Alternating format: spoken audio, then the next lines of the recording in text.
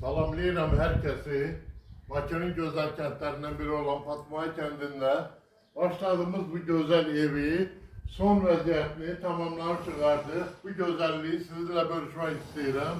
Evvel bunu size təqdim etmiştim ve söz de vermiştim ki bu evi size təqdim edeceğim. Bunu sizinle paylaşmak istiyorum. Yine de xahişim budur ki kim bu güzelliği öz evinde, hayatında, zaborunda, obyektinde görmek istiyorsa ancak real şəxslər bizle əlaqə saxlasın. Biz canla başla gelip sizin xidmətinizdə durmağa hazırız. Gördüğünüz bütün işler zavod istehsalı mallandı, materyallandı. İşimize de usta kimi garanti verecek, zavod da öz malına garanti verir. Teşekkür ederim her birinize. Var olasın.